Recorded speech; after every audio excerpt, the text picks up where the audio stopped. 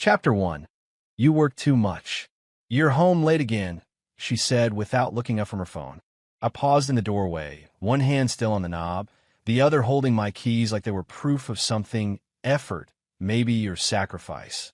The living room smelled faintly of citrus cleaner and the candle she liked to light when she was pretending things were calm. The TV murmured in the background, some reality show with people yelling about nothing. I'm doing this for us, I said, setting my briefcase down carefully, like noise might break whatever fragile piece remained. She smirked, not a smile. A smirk sharp, knowing. That's what men always say. I loosened my tie and took a breath. I'd learned to breathe before answering her. Learned it the way you learn to brace before stepping into cold water. I told you this quarter would be heavy. You know how it is. Her thumb flicked across the glass of her phone. Lock screen. Always locked now. Uh-huh, she said. Funny how your job gets heavier every time I say I miss you. That stung more than I let show. I walked into the kitchen, rinsed my hands at the sink even though they weren't dirty. Habit, control, routine. The things I believed kept a man steady. I'm building something, I said. You don't just quit when it gets uncomfortable. She finally looked up then, eyes cool, assessing me like a stranger who'd overstayed his welcome. No, she said lightly. Some people just get replaced. I laughed once, short and forced. Replaced? What is this, a job interview? She shrugged. Everything is, if you think about it. That was new. The casual cruelty. The way she dropped comments like that and watched to see if they landed.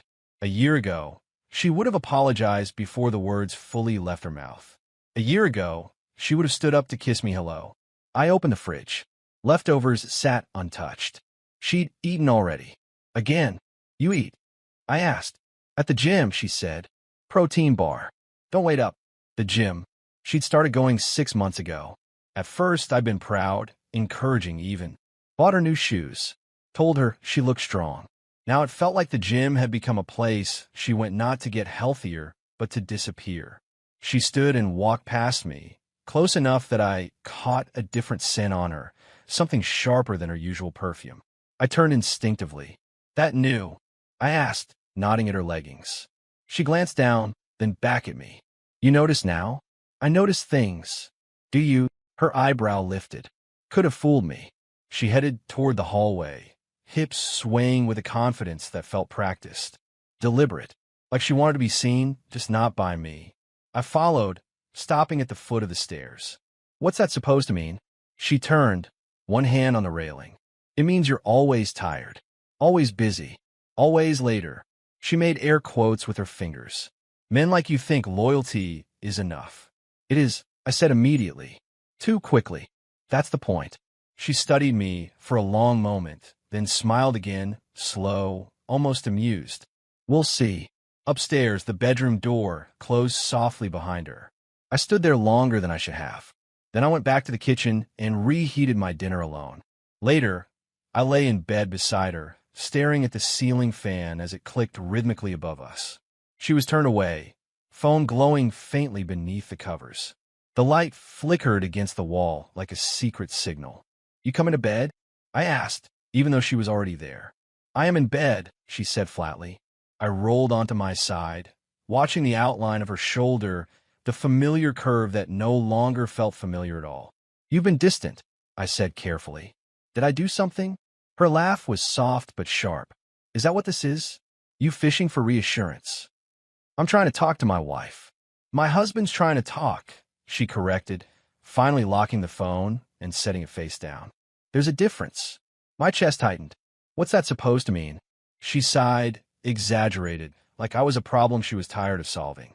It means I need more than a man who comes home exhausted and thinks paying bills equals intimacy. I swallowed. I thought we were on the same team. She turned then, propping herself on one elbow.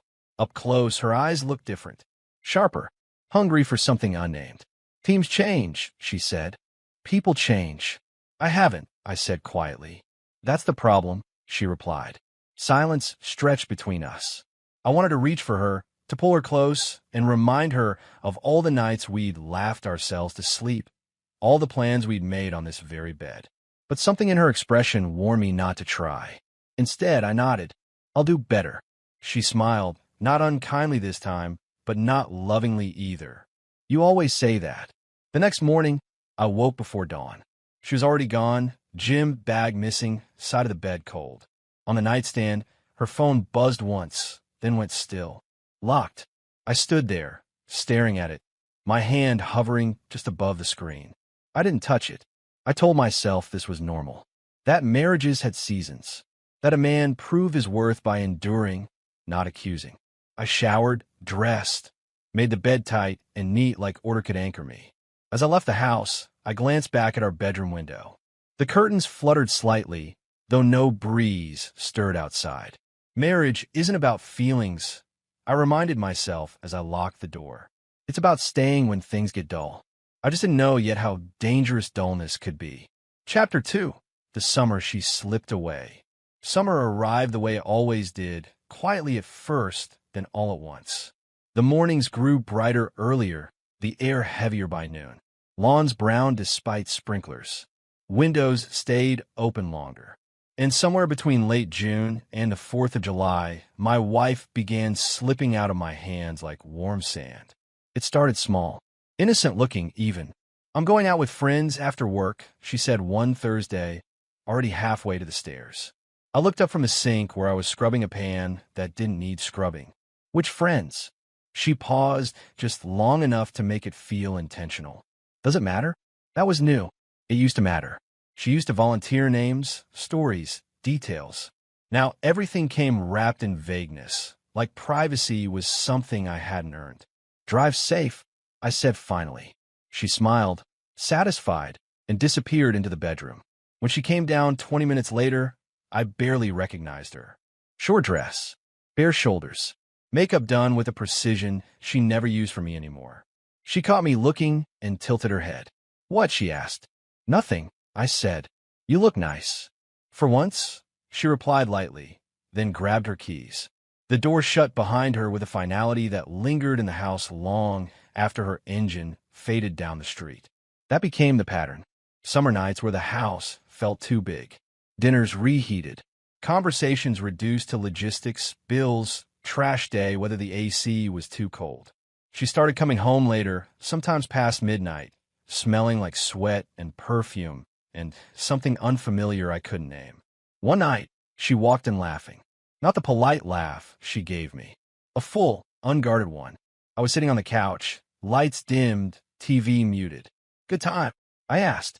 She glanced at me, still smiling at her phone. "You wouldn't like it. Try me." She shook her head, thumbs flying across the screen. "You wouldn't get it." The laughter continued, quiet now, contained, like it belonged to someone else entirely. I watched her then, really watched. The way she held herself straighter. The way her steps had a rhythm, a confidence that bordered on challenge. This wasn't happiness. It was something sharper, hungrier.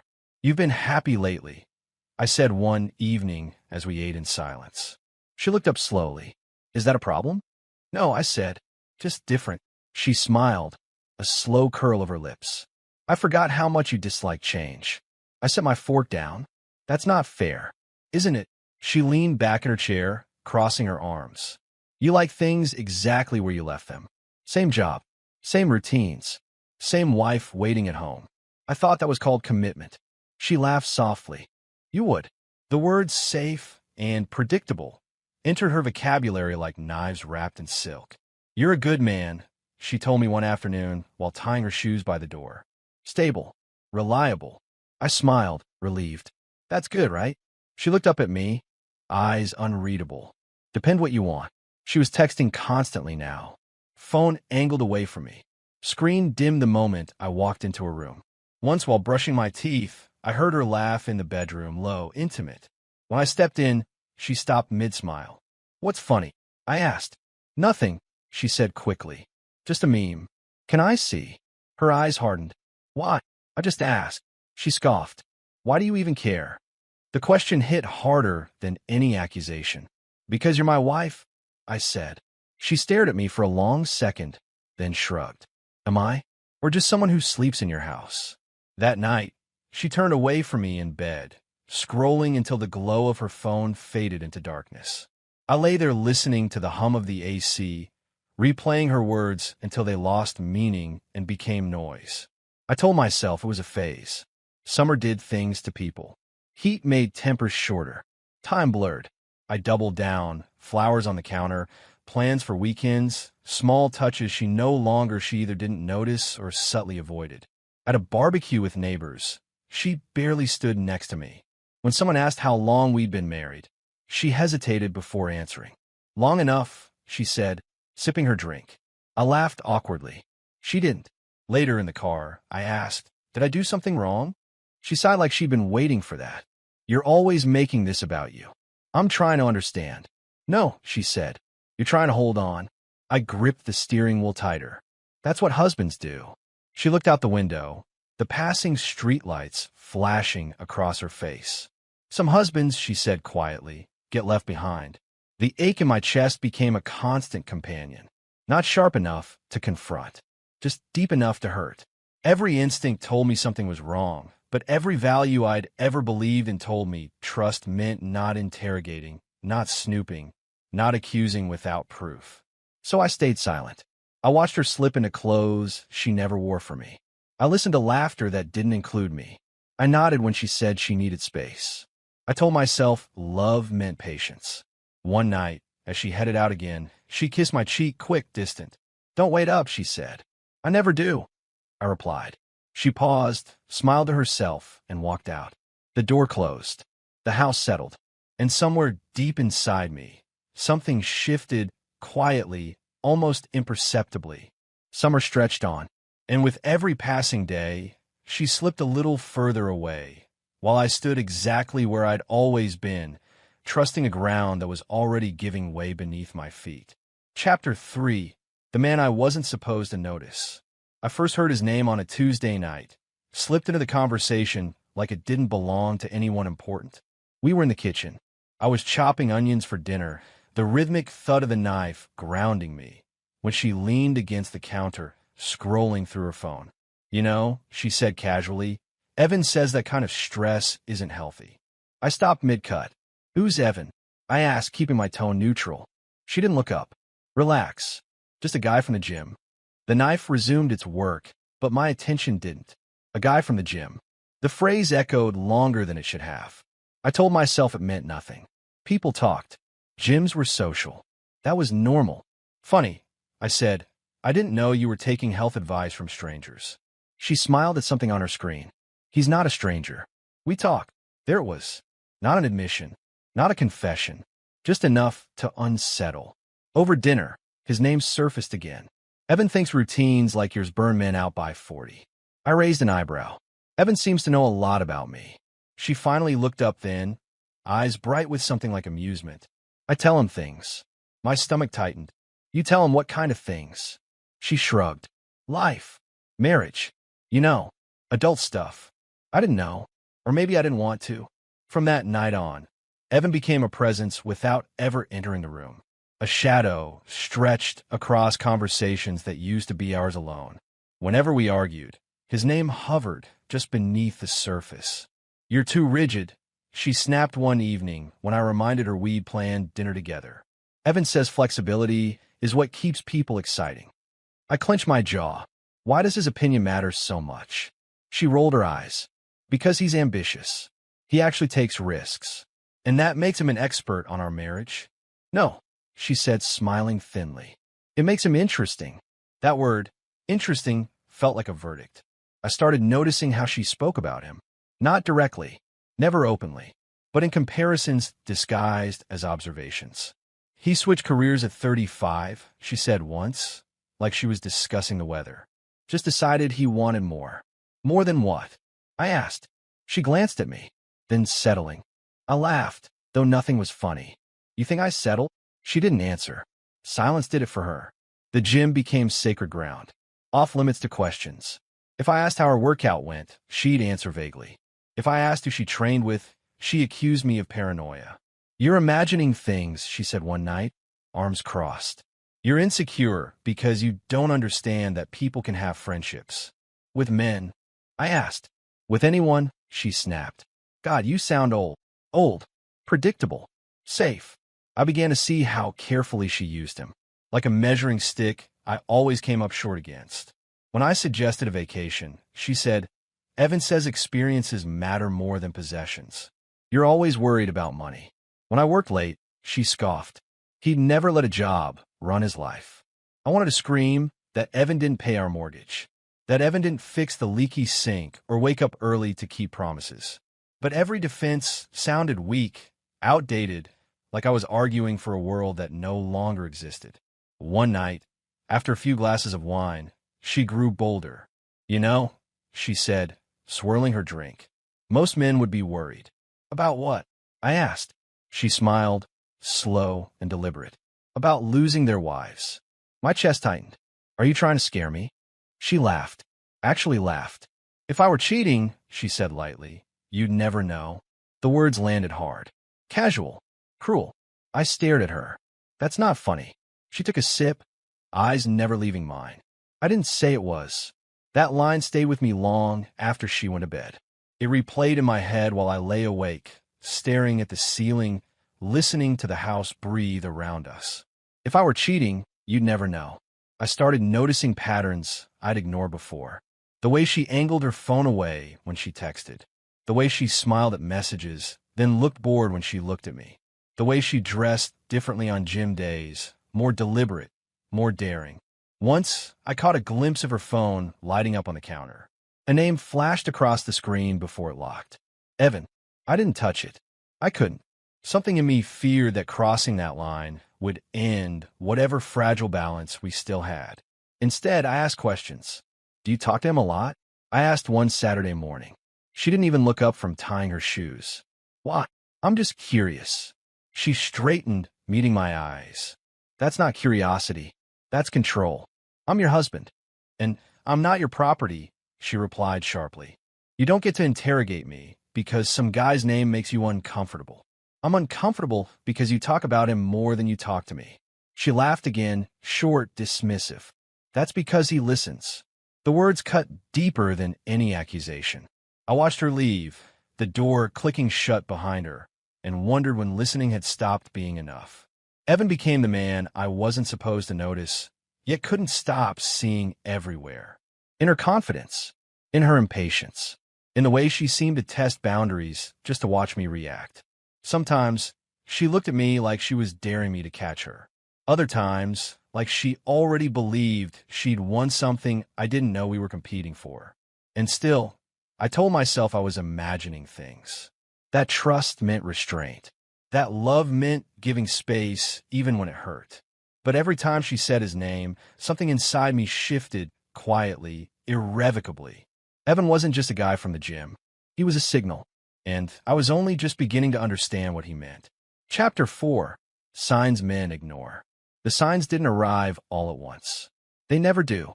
They crept in quietly, disguised as coincidences, as bad timing, as the harmless side effects of a busy life. Signs men like me were trained to ignore. The first was time, how it slipped through my fingers whenever she was involved. "I'll be home by 8, she said one Friday, already reaching for her purse. I glanced at the clock. 6:30. "Dinner." She hesitated. "Don't wait. It might run late." It ran past 10, then 11. When she finally came through the door, the house was dark except for the lamp by the couch where I sat pretending to read. "You okay?" she asked, kicking off her shoes. "Fine," I said. "You said 8. She frowned. "Plans change. They always do now," I replied. She didn't answer. She never did when silence worked better. Then came the passwords. One morning, I picked up her tablet to check the weather, something I'd done 100 times before. The screen blinked, then prompted for a code. I stared at it longer than I should have. "That's new," I said when she walked into the kitchen. She poured herself coffee without looking at me. "Everyone uses passwords." "You didn't." "I do now." "Why?" She finally met my eyes, irritation flashing across her face. "Why does that matter to you?" The question was backwards. Everything felt backwards lately. "I just asked," I said. "And I answered," she replied. "Drop it." So I did. I always did. The bedroom went cold next. Not literally, though she insisted on keeping the thermostat lower, but emotionally, like a room abandoned too long. Touches disappeared. Kisses became obligations. When I reached for her at night, she sighed like I'd asked her to do something inconvenient. "I'm tired," she said. "I won't take long." I joked once, trying to keep it light. She rolled away from me. "God, you always make it about that."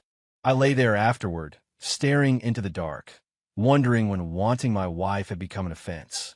Days passed where we didn't touch at all. Weeks where intimacy was replaced with logistics and silence. I try not to count. Counting made it real. Her criticism changed too. Sharper, more personal. "You're too cautious," she said one night as I balanced the checkbook. "Someone has to be," I replied. She scoffed. "That's your problem. You think playing it safe makes you a man." I looked up slowly. "What's that supposed to mean?" "It means you're predictable," she said. "You don't take risks. You don't surprise anyone." "I surprise you," I said quietly. "I'm still here." She laughed. "That's not a surprise. That's an obligation."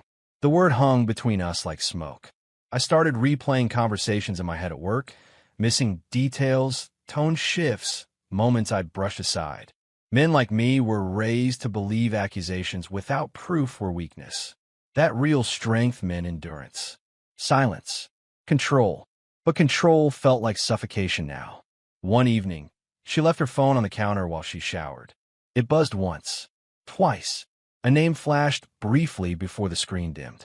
I stood there, dish towel in my hands, heart pounding loud enough to drown out the running water upstairs. This was it.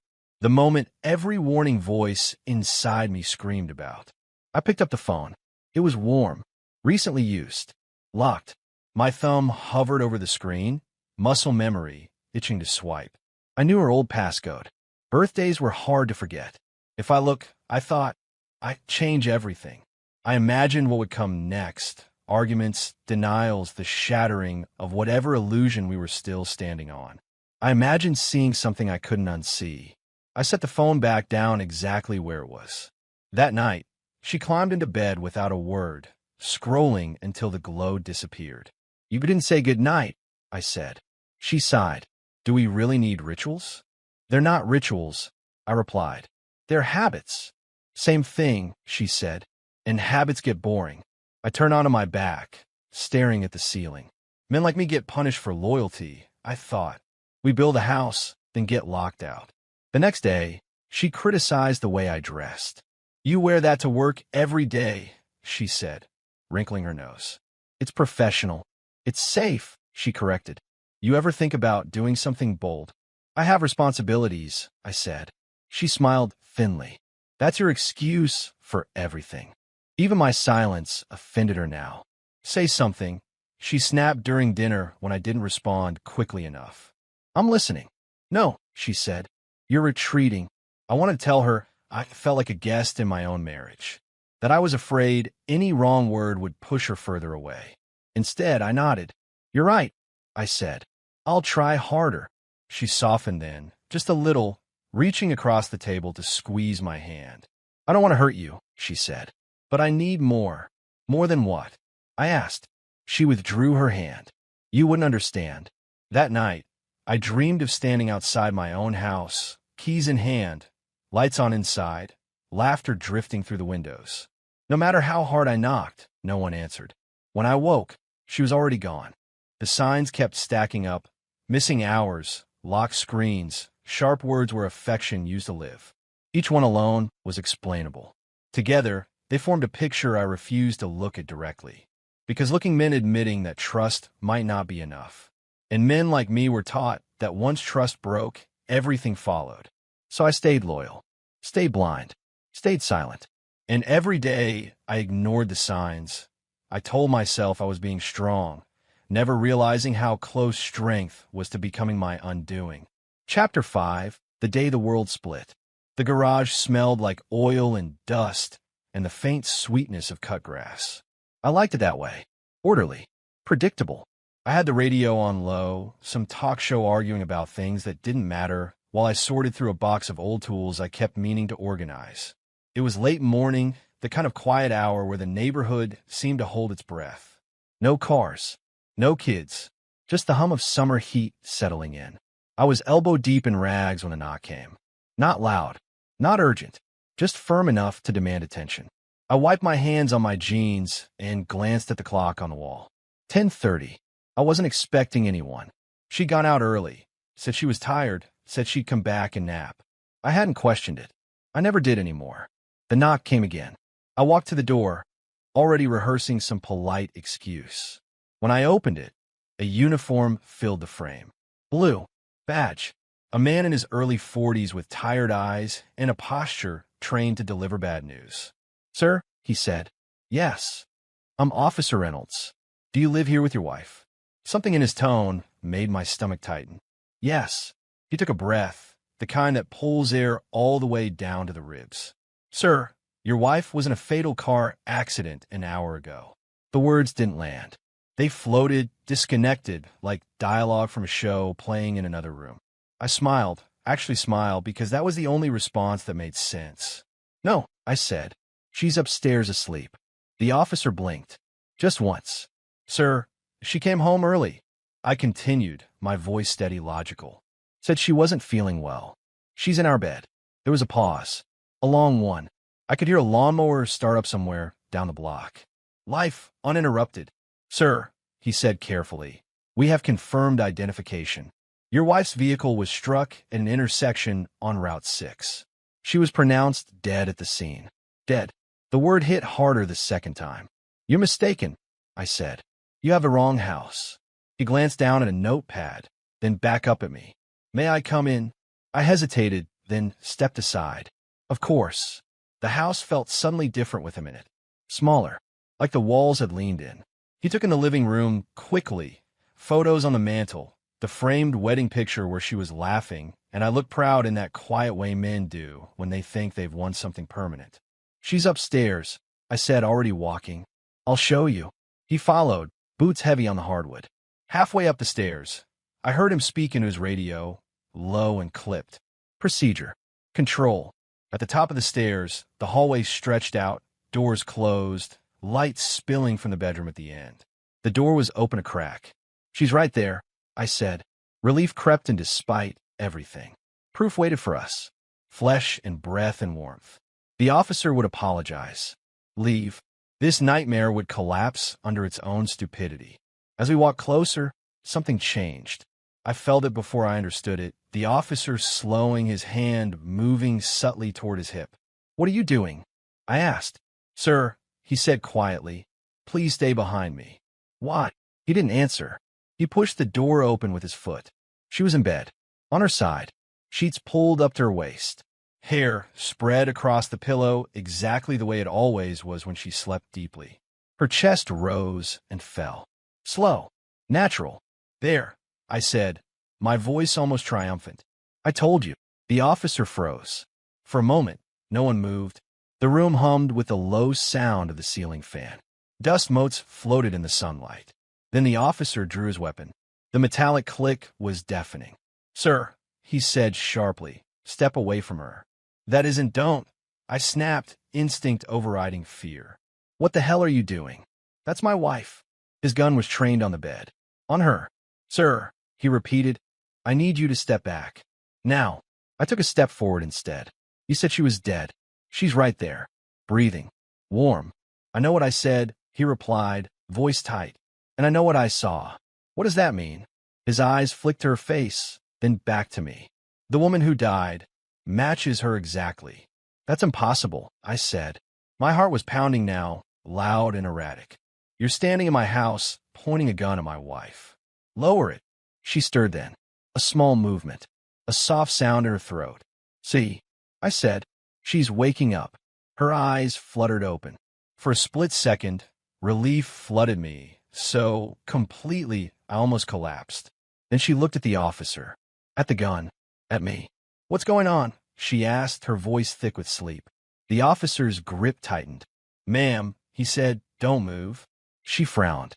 "Why is there a police officer in our bedroom?" I turned to him, anger cutting through the confusion. "You see? You're wrong. Call it in. Fix it." He shook his head slowly, like a man watching a rule of the world break in front of him. "Sir," he said, "the body at the crash site. She has your wife's ID. Her fingerprints. Her dental records." "That's not possible," I said again, weaker now. The woman in the bed pushed herself up slightly, sheets rustling. "What crash?" she asked. "What are you talking about?" "Please," I said to the officer. "You're scaring her." He didn't lower the gun. "Sir," he said, choosing each word carefully, "the coroner signed the time of death an hour ago." An hour ago. I looked at the clock on the nightstand. 10:30. My knees felt unsteady.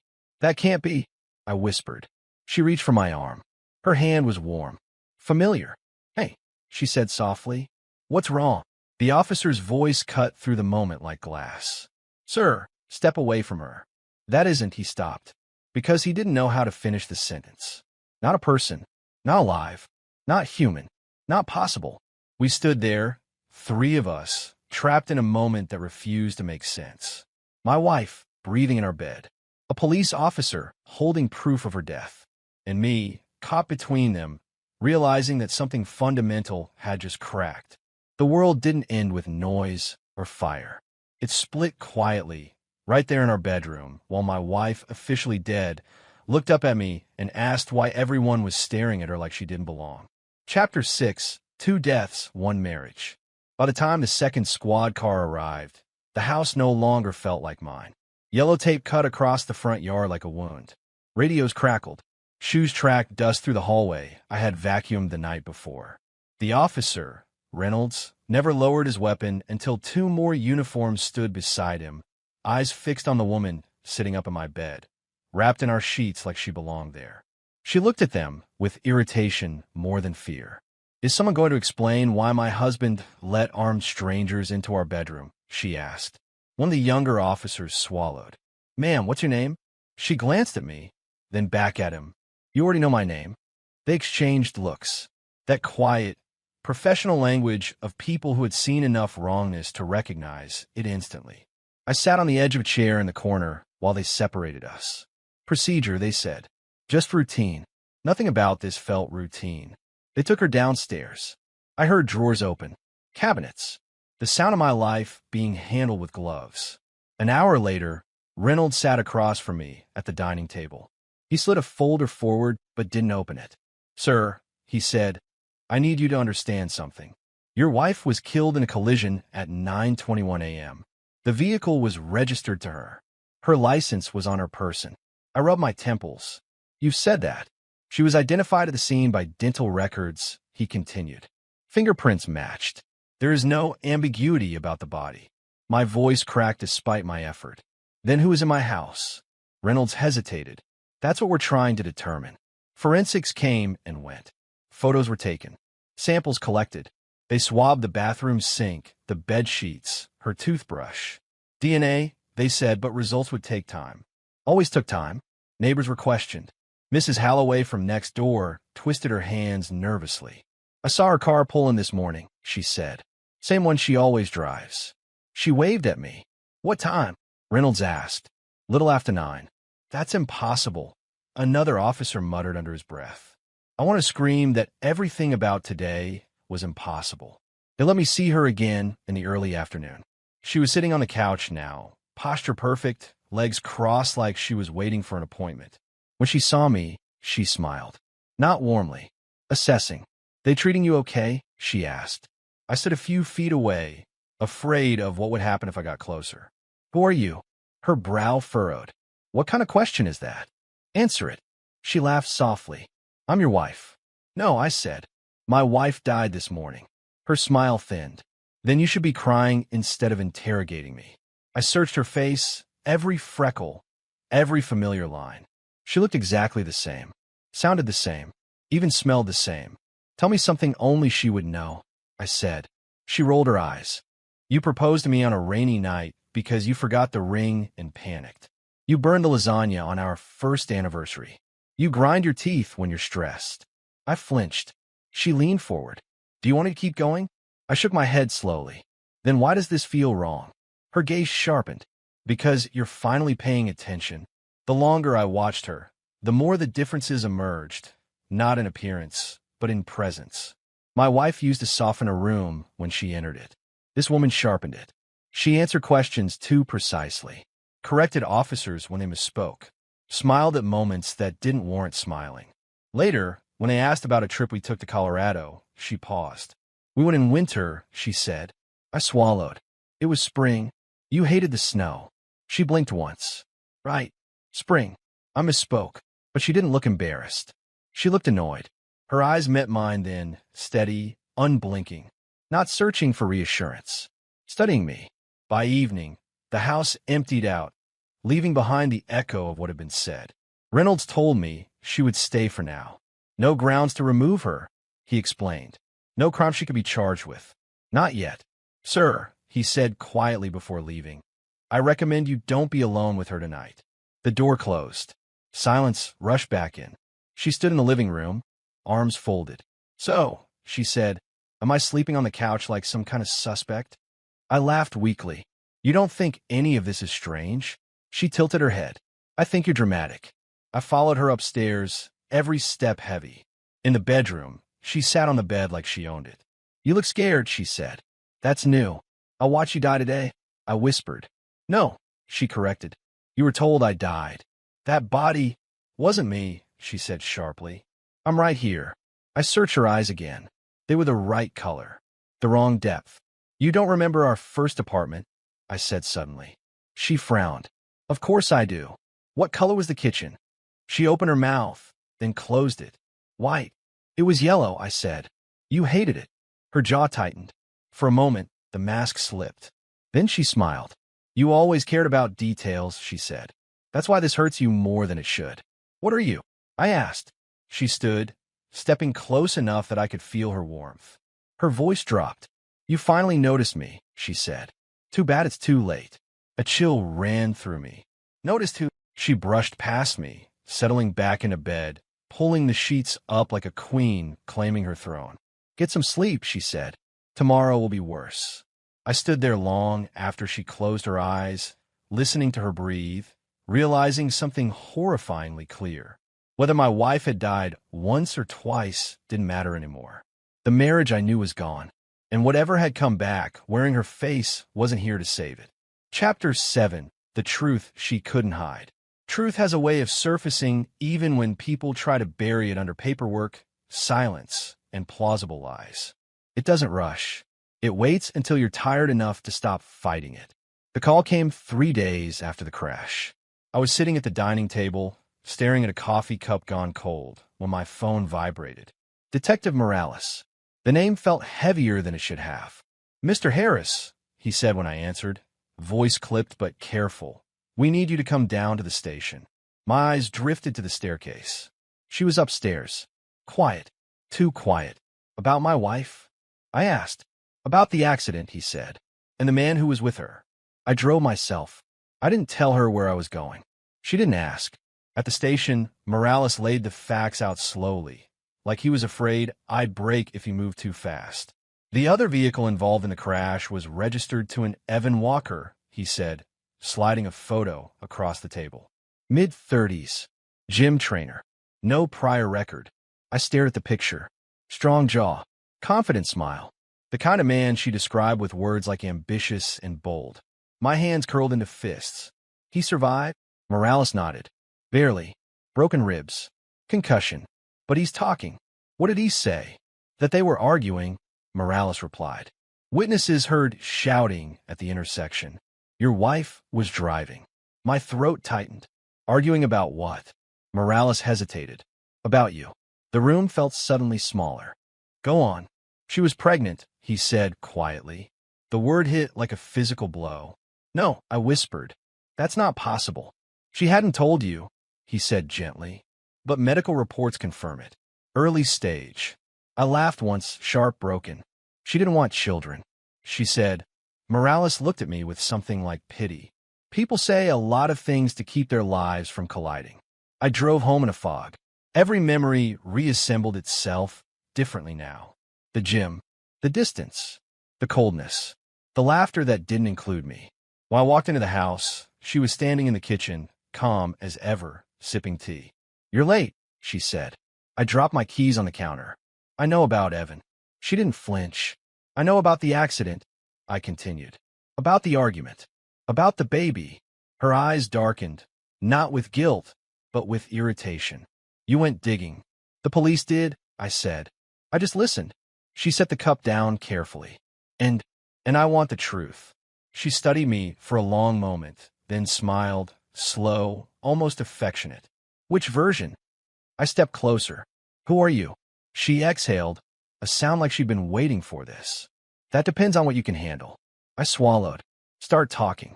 She leaned against the counter, crossing her arms. Your wife loved stability. Loved what you built. The house. The routine. The safety. And Evan? I asked. Her smile sharpened. Evan made her feel alive.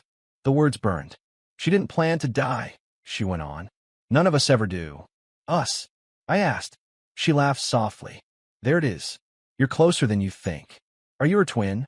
I demanded. Some kind of insurance scam? What the hell is this? She tilted her head, eyes glinting. What would you prefer? I stared at her. The truth. She pushed off the counter and walked past me toward the door. Truth isn't always singular. Don't do that, I said. Don't speak in riddles. She paused at the doorway. Fine. Here's something simple. She turned back to face me. She didn't love you. The sentence landed with devastating clarity. She respected you, she continued. Admired your discipline. Your loyalty. You were useful. Dependable. I felt my chest tighten. Stop. She slept with what she desired, she finished calmly. The room spun. I shook my head. You're lying. Am I? She asked softly. Ask yourself. When was the last time she looked at you the way she looked at her phone? I couldn't answer. She stepped closer, lowering her voice. You were never the secret. You were the structure. Evan was the escape. Then who are you? I whispered. She smiled sadly. Someone who knew her better than you ever did. I backed away. You're not staying here. I was never meant to, she replied. She reached into her bag and pulled out a set of keys, my wife's keys, and placed them on the counter. They'll find enough to close the case, she said. An affair. A crash. A tragedy. And you? I asked. She headed for the door. I disappear. She stopped with her hand on the knob. One last thing. I didn't want to hear it. I needed to hear it. She chose you for the life, she said without turning around. She chose him for the feeling. The door opened. Sunlight spilled in. Goodbye, she said. Then she was gone. I stood alone in the quiet house, the weight of her words pressing down on me. Respect without love. Loyalty without desire. I sank into a chair, hands shaking, understanding finally settling in. The betrayal wasn't just the affair.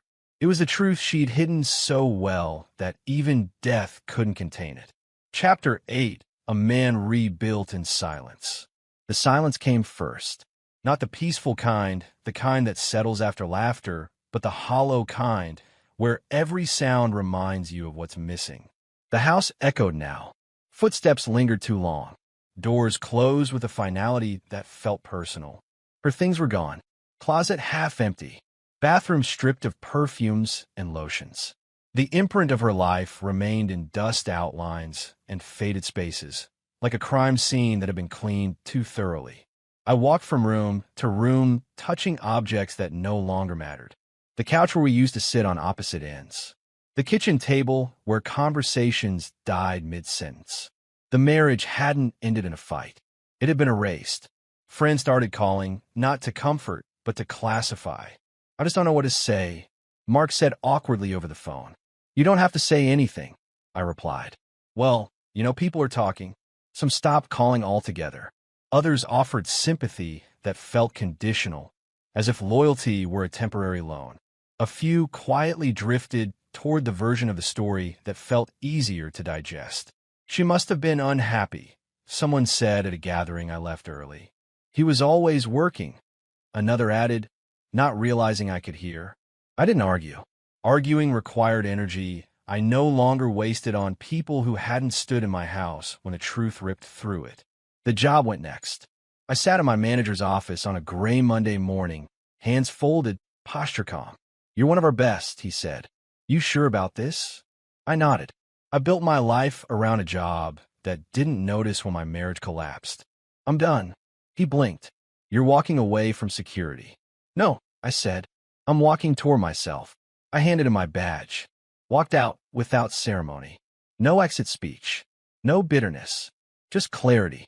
The first weeks after felt wrong. Mornings without urgency. Afternoons without deadlines. Time stretched uncomfortably wide. For the first time in years, I had nowhere to be and no one to impress. So I started with my body. The gym became a place of reckoning, not escape. I lifted heavy and slow, letting pain replace rumination. Sweat drowned out memories. I trained early mornings when the world was quiet and expectations were asleep. An older man spotted me one day. "Rough year," he asked between sets. I nodded. He smiled knowingly. "Good. Pain makes honest men dangerous in the right way." I started reading books I'd always meant to, but never had time for. Philosophy, psychology, history. I learned how often men confuse endurance with virtue, how silence can be strength or self-erasure. At night, instead of lying awake replaying conversations I wrote, not letters to her, not questions, just truths. I ignored my intuition because I thought loyalty meant blindness. I confused being needed with being loved.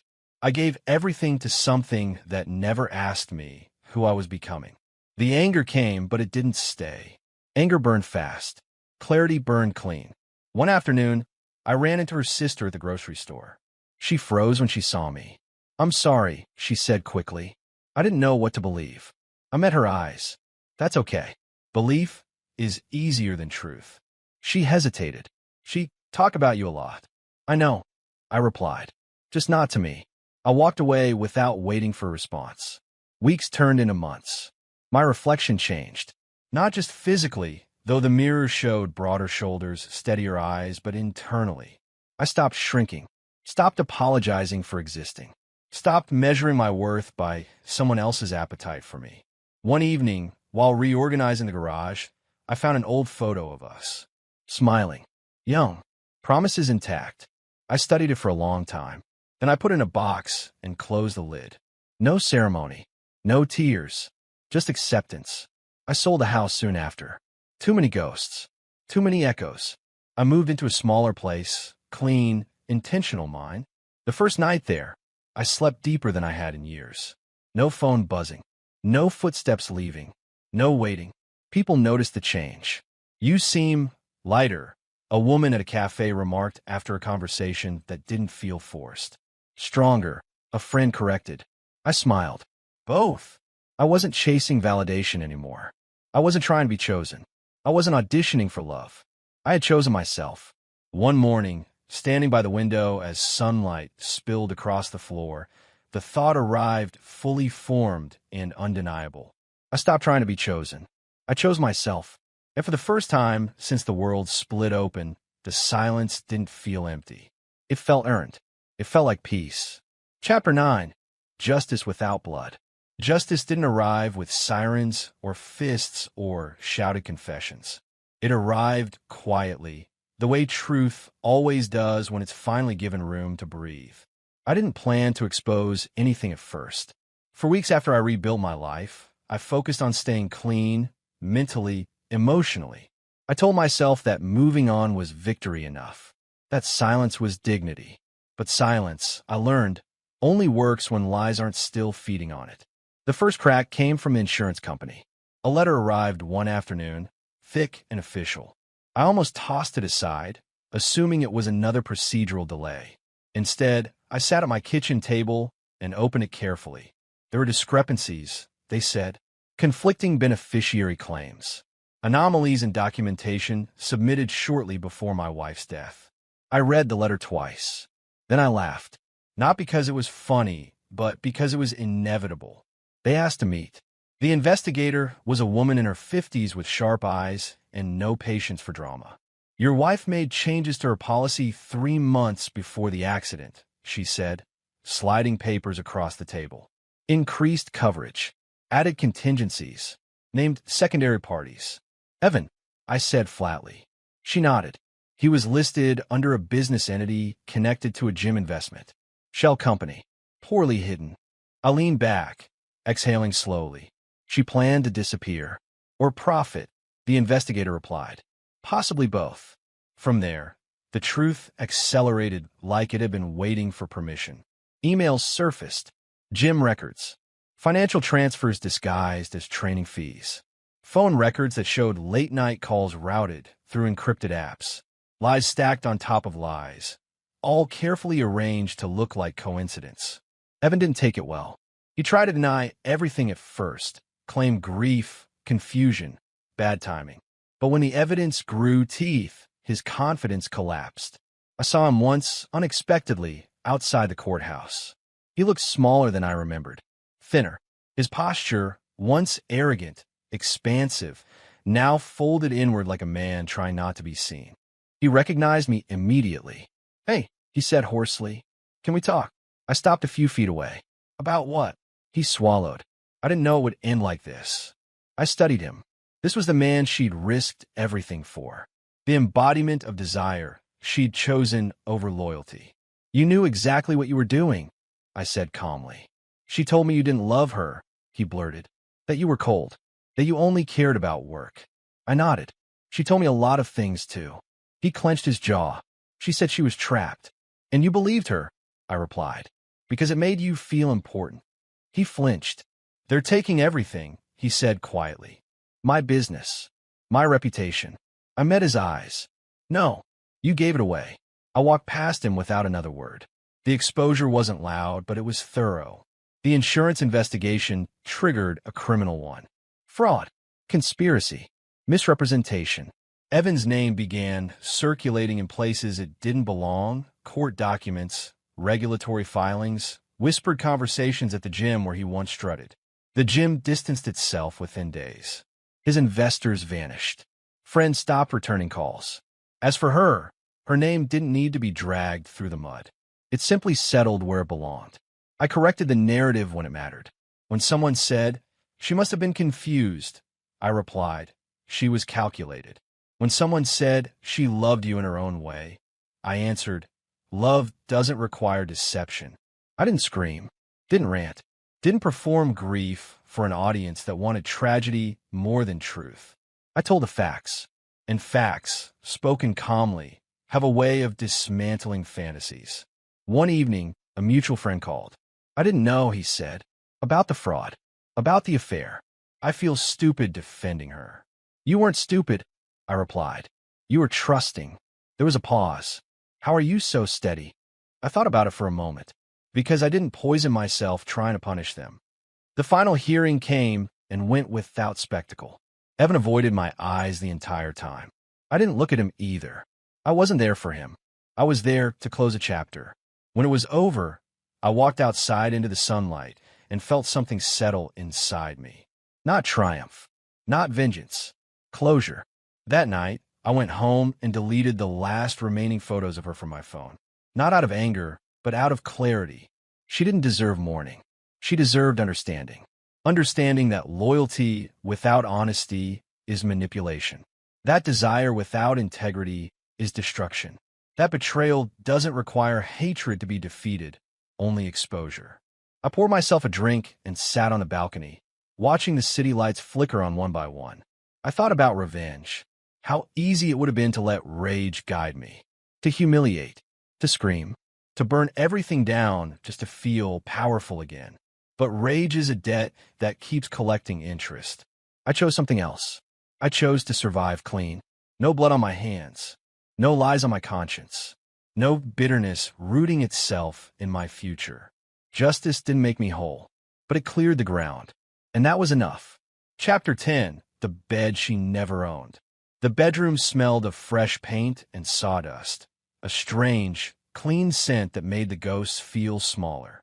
I stood in the center of the room, watching two men assemble a new bed frame. The old one, the one she had claimed, that carried both intimacy and betrayal, was gone. Sold, discarded, burned away like the memories that had once attached themselves to it. I ran my hands over the new headboard, smooth, unblemished, unclaimed. There was something grounding about the deliberate weight of it, the way the mattress pressed into the frame and held its shape. I remembered every night spent waiting, every morning waking alone in a body that had once shared warmth I no longer recognized. The men worked efficiently, speaking little. I appreciated that. No one wanted to talk about the life that had collapsed here. "Almost done," one of them said, tightening a bolt. Just the headboard now. I nodded, standing back to watch the bed take form. The sheets, crisp, white, freshly laundered, smelled faintly of lavender. I thought about how once the scent of her shampoo had clung to the pillows, soft and perfumed. That had been a lie too, I realized now. A subtle trick of memory I'd played on myself, because I wanted comfort. I walked to the window, sunlight streaking across the floorboards. Dust motes danced lazily in the air, almost serene, almost forgiving. A neighbor waved from across the street. I waved back. She had seen the chaos unfold in our home over the months, the investigation, the police, the lies that had filled this space. But now, even they could feel the difference. The house was calm. I was calm. I touched the new mattress lightly. It held weight differently than the old one. Not heavy, not burdensome. Balanced. Steady. Something I hadn't felt in years. A voice from the doorway startled me. Thinking about her again, I turned. It was Mark, a friend who had stayed after the storm, the one who didn't pick sides, the one who just understood. "I'm thinking about the life she never gave me," I said softly. He nodded. "Seems like you're doing okay without it." I smiled faintly, a little wry, a little real. "Better than okay. I'm building one that's mine." Mark glanced around the room, noting the absence of old trinkets, the minimalism of the space. "And it's just furniture now. No ghosts." "Exactly," I said. "No ghosts. Only foundations." I sat on the edge of the new mattress, feeling the spring beneath me. Solid, reliable, honest. The contrast was almost painful at first, the stark difference between this and what had been here. The old bed, the bed she had slept in while secrets thrived, while deception breathed between the sheets. That bed had carried betrayal like a quiet, invisible weight. I closed my eyes and inhaled the clean air.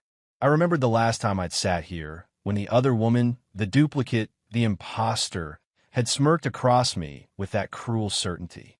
She had whispered truths wrapped in torment. She didn't love you. She respected what you built and slept with what she desired. It had taken months to untangle the devastation from my life.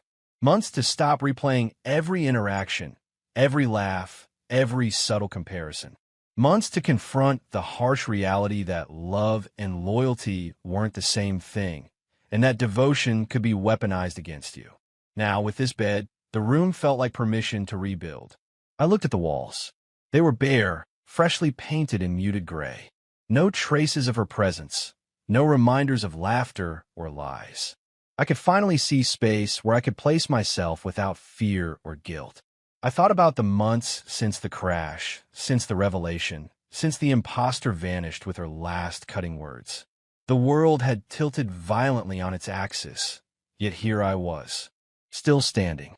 I ran my hands along the new sheets again, testing their softness. I remembered lying awake on the old mattress, wishing I could feel safe. Now I was safe, not because someone else protected me, but because I had taken the space for myself. Mark cleared his throat. "Going to sleep here tonight?" I nodded. "First time in years, I'll be able to without dread." He smirked. "You've earned it." I watched him leave, the sound of the door clicking behind him resonating in the quiet house. Alone again, I stretched my legs across the mattress, feeling the comfort settle beneath me. For the first time, it wasn't borrowed comfort. It wasn't a refuge built on illusions. It was real. I sat there for a long time, thinking about the life she had stolen through her choices and the life I had lost in my devotion. I realized something critical. The pain had shaped me, but it hadn't broken me. I laughed quietly at myself. Years I had been loyal, patient, forgiving, sometimes to a fault. And for what? For her illusions? For Evan's thrill? For a marriage that had never been fully mine? Now I understood. Loyalty wasn't weakness. It wasn't a crime. It was the foundation I had built for someone who couldn't respect it. And now, that foundation was mine to reclaim. I lay down fully on the mattress, letting my body sink into the firmness, feeling the weight distributed evenly. My chest rose and fell, deep breaths grounding me. The world outside would continue to spin, filled with lies and duplicity, but here, in this room, I had control. I thought about the months of reconstruction, body, mind, heart. I had trained myself to face life without needing permission. I had learned to find peace in solitude, confidence in action, clarity in reflection. I had survived her betrayals, Evan's arrogance, the imposter's taunts. And now I had emerged whole. I ran my hand along the pillow, imagining it free of her hair, her scent, her presence, free of the weight of false memories. A bed that was finally just a bed and nothing more. As sunlight slanted across the floorboards, I closed my eyes. The hum of the city, distant and steady, was comforting. I had earned this quiet. I had earned this space. And with a final thought, clear and unwavering, I whispered to myself, loyal men don't lose everything. They lose illusions and gain their lives back. I let the words linger, feeling their truth settle in my chest. I wasn't haunted anymore. I wasn't broken. I wasn't waiting for someone to choose me. I had chosen myself. The bed beneath me was proof. The room around me, a testament. The life ahead, mine, entirely mine, was waiting. And for the first time in years, I slept not as a man betrayed, but as a man rebuilt.